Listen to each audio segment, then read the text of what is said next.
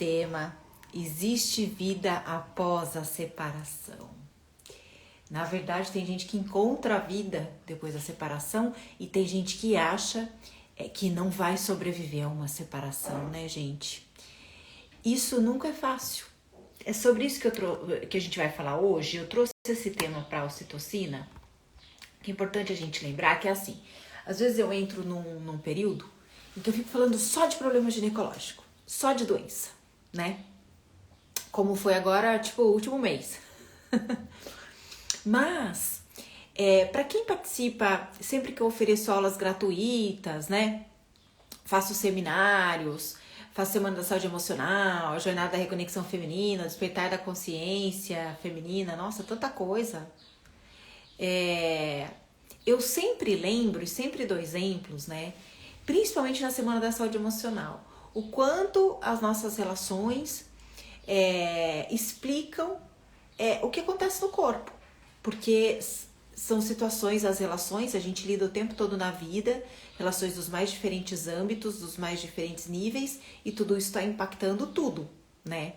Então parece que falar sobre separação não tem a ver com ginecologia emocional, mas ginecologia emocional está falando sobre a vida da mulher, o que ela sente e o sistema ginecológico sente. E como é que a gente não vai falar das coisas que a gente vive, não é?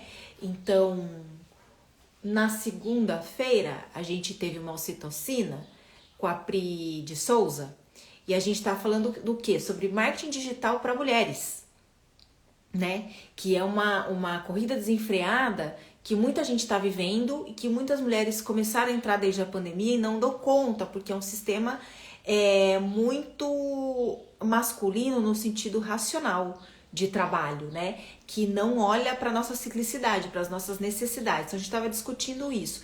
E a gente falar hoje sobre separação e como lidar com tudo isso e o quanto isso impacta, nos adoece ou nos liberta, é extremamente importante. Porque quem aqui não passou pelo final de um relacionamento? E não precisa ser o fim de um casamento, mas o fim de um relacionamento, né? E nunca é fácil. Por quê? Porque mesmo que a gente queira se livrar da pessoa, que a gente não esteja aguentando mais, vamos começar vendo dessa maneira, ninguém ficou junto com ninguém pensando em separar. As pessoas fazem planos, as pessoas têm sonhos, né? As pessoas criam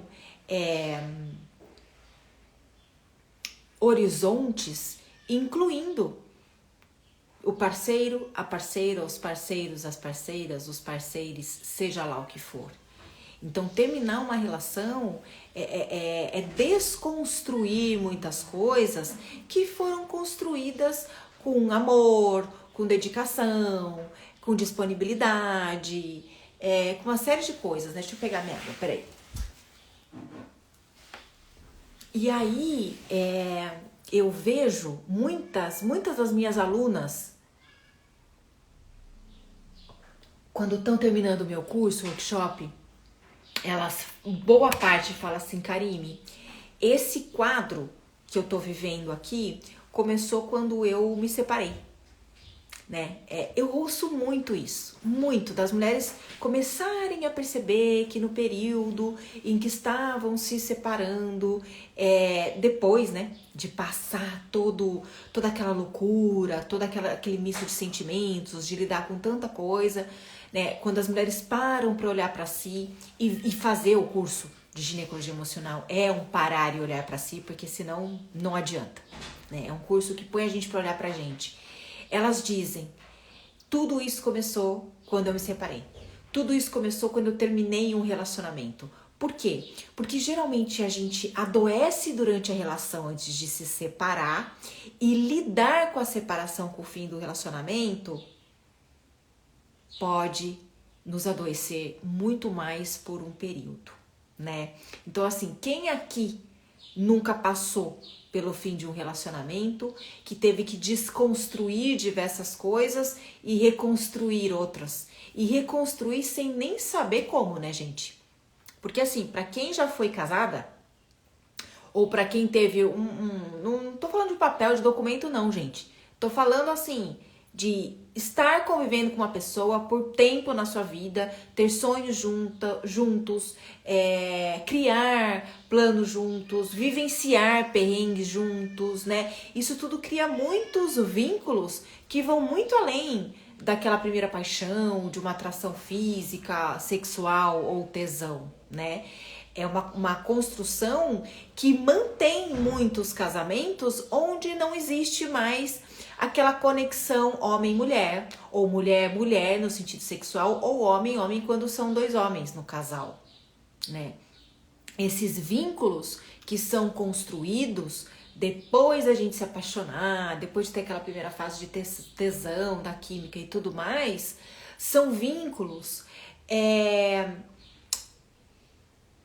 que fazem, é uma trama que faz com que o casal, ou trisal, seja o que for, gente, eu tô falando aqui casal e relação hétero porque é a maioria do público, isso não significa que eu esteja excluindo nada, tá?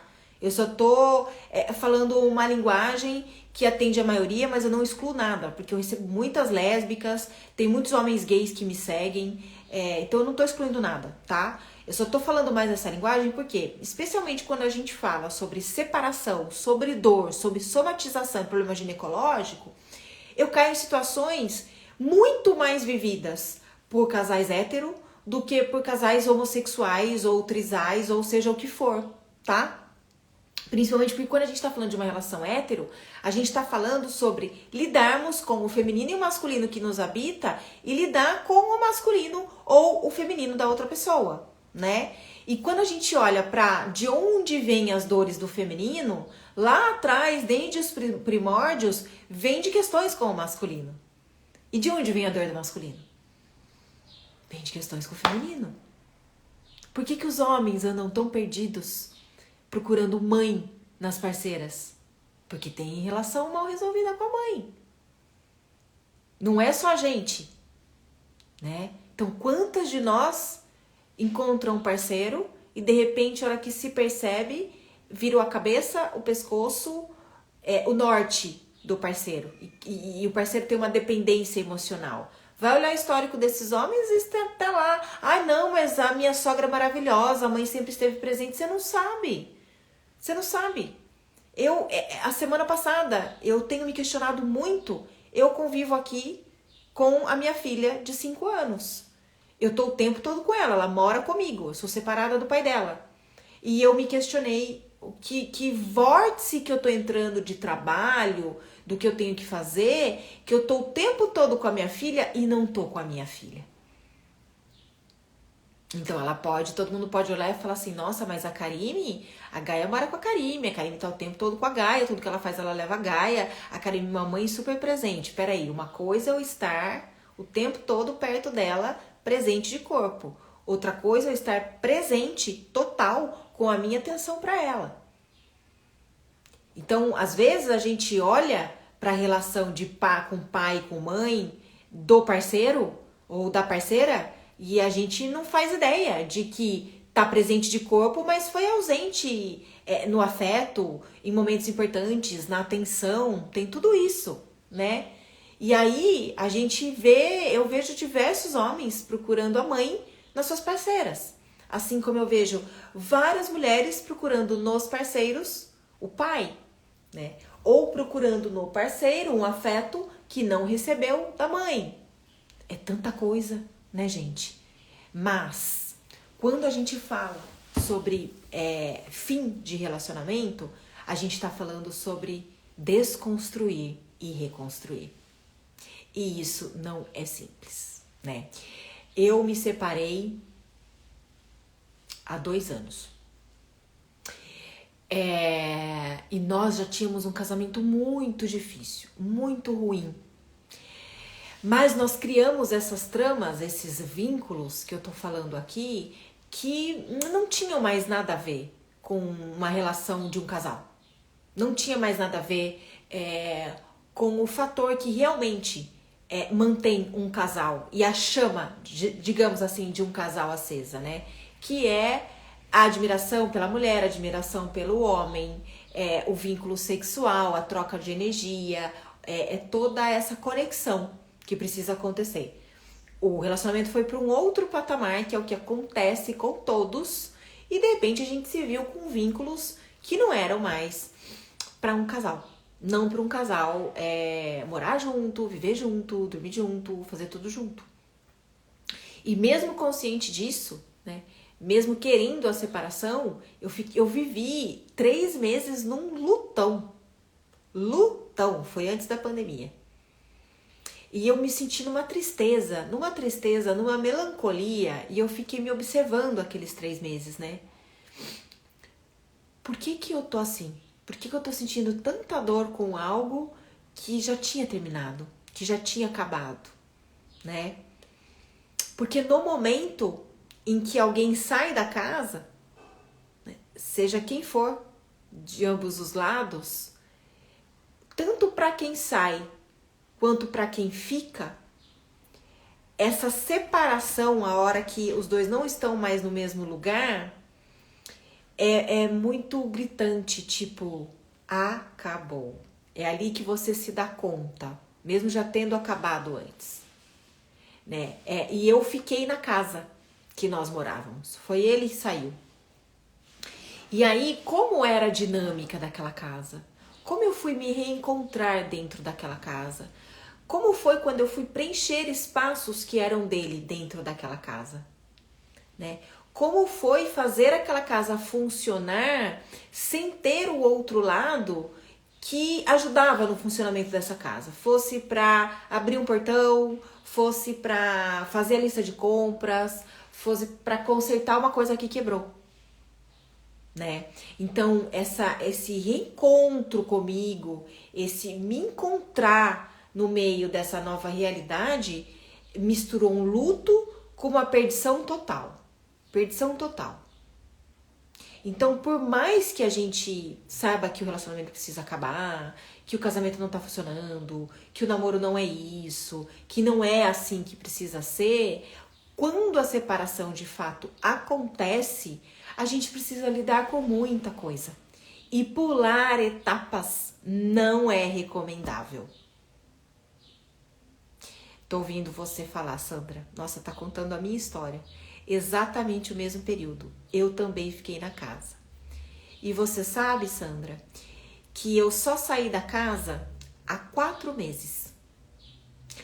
E só há 4 meses abriram-se outras portas na minha vida que eu entendi que dentro daquela casa, não pela casa, mas talvez por crenças minhas, pela maneira como funcionava tudo dentro daquela casa, eu comecei a observar que eu estava com vários bloqueios, entre eles o de voltar a me relacionar.